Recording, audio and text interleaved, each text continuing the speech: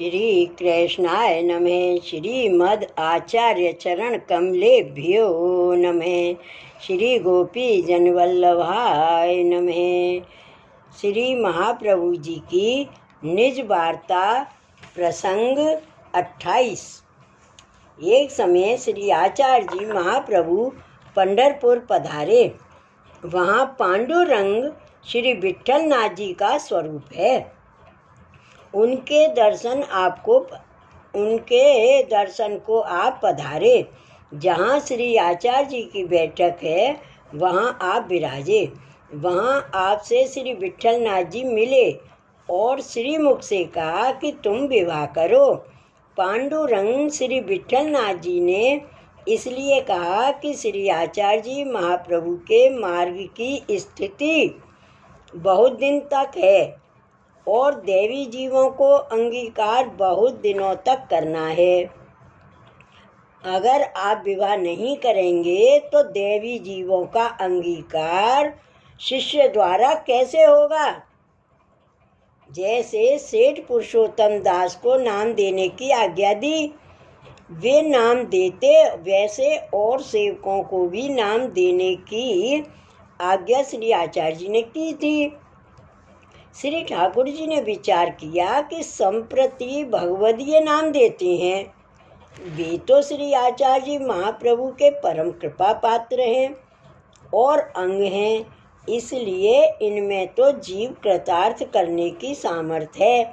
जैसे गदाधर दास ने भक्ति दी और प्रभुदास ने मुक्ति दी, परंतु आगे ऐसी सामर्थ्य किसी को नहीं होगी। जैसे और संप्रदाय से वेद मार्ग छूट गया, वैसे ही इस संप्रदाय से भी छूट जाएंगे तो जीव कृतार्थ नहीं होंगे।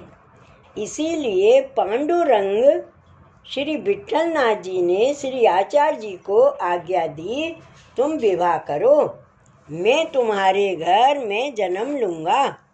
यहाँ पर कोई संदेह करे कि श्री विट्ठलनाथ जी ने आज्ञा क्यों दी और श्री गोवर्धन नाथ जी ने क्यों नहीं दी, उसका कारण यह है कि भगवत स्वरूप का श्री आचार्य जी महाप्रभु स्पर्श करें तो साक्षात पुरुषोत्तम श्री गोवर्धन नाथ जी ही जाने। इसलिए यह जानना चाहिए कि श्री गोवर्धन नाथ जी ने ही आज्ञा दी। छीत स्वामी ने भी गाया है, छीत स्वामी गिरधरन श्री विट्ठल, एई तेई तेई एई कछु न संदेह। इसलिए श्री गोसाई जी साक्षात पूर्ण पुरुषोत्तम प्रकट हुए। वे कैसे? आगरा में एक वैष्णव श्री गोसाई जी के पंखा करता था। उसको संदेह हुआ, इसलिए उसको श्री गोसाई जी ने साक्षात श्री गोवर्धन धर के दर्शन दिए। ऐसे दर्शन सभी को नहीं होते हैं। ऐसे दर्शन सभी को हो तो जगत कृतार्थ हो जाए। श्री आचार्य जी और श्री गोसाई जी का प्राकट्य तो केवल देवी जीवों के उद्धारार्थ है। आपने सेवा मार्ग प्रकट किया। गोपाल दास जी ने गाया है, आप सेवा करी सीख वे, श्री हरि भक्त पक्ष वैभव सुदृढ़ की धो। इसलिए आप साक्षात ईश्वर हैं, किंतु आपने सेवक भाव करके मनुष्य देह को अंगीकार किया। पीछे श्री विट्ठलनाथ जी से आपने कहा, हम विवाह कैसे करें, हमको कन्या कौन देगा, हमारा किसी एक स्थान पर निवास नहीं है, ब्रह्मचर्य आश्रम को ग्रहण किया है और हम पृथ्वी परिक्रमा करते फिरते हैं, इसलिए हम किससे कहें कि हमको कन्या दो। तब श्री विट्ठलनाथ जी ने कहा कि हमने सब सिद्ध कर रखा है, आप काशी पधारो। वहाँ एक मधुमंगल नाम का तैलंग ब्राह्मण हनुमान घाट पर तैलंग ब्राह्मणों की जाति समुदाय में रहता है। उसके एक महालक्ष्मी करके कन्या है। उसने आपकी पहले से कीर्ति सुनकर यह निश्चय किया है कि अगर मैं वरण करूं तो श्री वल्लभाचार्य जी को वरण करूं। इसलिए वे नित्य अपनी माता के साथ गंगा स्नान करने को जाती है। वहाँ गंगा जी से यह मांगती है कि मेरे पति श्री वल्लभाचार्य जी हों। उसको श्री गंगा जी ने स्वप्न में कहा है कि आज से 5वें दिन श्री वल्लभाचार्य जी आकर तेरा वरण करेंगे। ऐसा कहकर सौभाग्य द्रव्य देकर गंगा जी अंतर ध्यान हो गईं। यह वृत्तांत प्रातः काल उसने अपनी माता से कहा तथा यह सौभाग्य द्रव्य दिखाया। इसलिए वे दोनों स्त्री पुरुष और वे कन्या ऐसे तीनों आपकी प्रतीक्षा कर रहे हैं। तुमको अपने आप कन्या दे देंगे।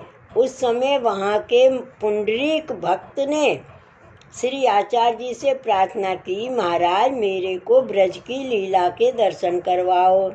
तब उनको उसकी आंख बंद करवाकर अपनी बैठक के पीछे वन में ले गए। वहाँ नेत्र खुलवाए। तब उस पुंडरीक भक्त को संपूर्ण ब्रज बिहार के स्थल सहित श्री ठाकुर जी की लीला के दर्शन हुए। पीछे फिर उसके नेत्र बंद करवाकर निज स्थल पर लाए। तब वह बड़ा प्रसन्न होकर श्री आचार्य जी को साष्टांग दंडवत प्रणाम कर अपने स्थल श्री पांडुरंग श्री विट्ठलनाथ जी के साथ गया। पीछे श्री आचार्य जी ने राजा कृष्णदेव की भेंट में से 7 स्वर्ण मुद्रा देवी द्रव्य की ली थी। उसके श्री विट्ठलनाथ जी को नूपुर बनवाकर अंगीकार करवाकर विदा हुए। इसके बाद श्री आचार्य जी महाप्रभु सब भगवदीय को साथ लेकर काशी की ओर पधारे। काशी में मधुमंगल ब्राह्मण कैसा था? उसके घर पर कोई संतान नहीं होती, स्वयं वृद्ध था। उसने श्री ठाकुर जी से प्रार्थना की, महाराज मेरे घर में संतान हो तो मैं परमारथ करूँगा। पुत्र होगा तो किसी महापुरुष को भेंट कर दूँगा। यदि कन्या हुई तो किसी अपूर्व निष्कंचन निष्कलंक स्वजाति ब्राह्मण सुपात्र होगा, उसको दूँगा। तब भगवद इच्छा से उन ब्राह्मण के घर कन्या हुई। वह कन्या ऐसी हुई जो साक्षात श्री महालक्ष्मी जी का ही अवतार है। इसलिए उस कन्या का नाम भी उसने महालक्ष्मी जी रखा, जिनके पति भी पुरुषोत्तम और पुत्र भी पुरुषोत्तम होंगे। जब उस कन्या का विवाह काल प्राप्त हुआ तब मधुमंगल ब्राह्मण को श्री विट्ठलनाथ जी ने स्वप्न में बताया कि श्री वल्लभाचार्य जी भूतल पर देवी जीवों का कृतार्थ करने के लिए प्रकट हुए हैं, उनको कन्या दीजिए। इसलिए वह ब्राह्मण नित्य काशी के द्वार पर बैठ गया। नगर में जो मनुष्य आता उससे जाति नाम पूछता, नित्य ऐसे ही करता। ऐसे पूछते पूछते कितने ही दिन बीत गए। तब जिस दिन श्री आचार्य जी महाप्रभु काशी में पधारे उस समय सब भगवदीय आपके साथ थे।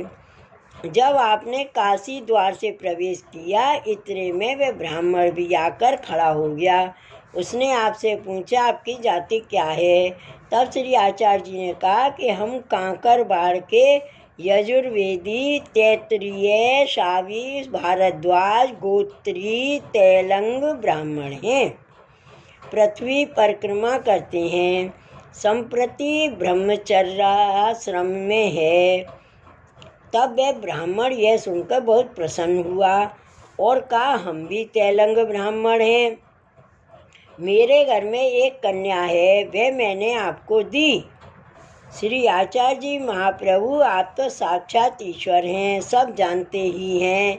इसके लिए भी श्री विट्ठलनाथ जी की आज्ञा हुई है। इसलिए आप जो कहते हैं वे बहुत अच्छा है। उस मधुमंगल ब्राह्मण ने अपने घर पधारकर अच्छा मुहूर्त देखकर श्री आचार्य जी महाप्रभु का विवाह कर दिया। जैसा वे श्री पूर्ण पुरुषोत्तम, वैसे ही वे साक्षात श्री महालक्ष्मी जी।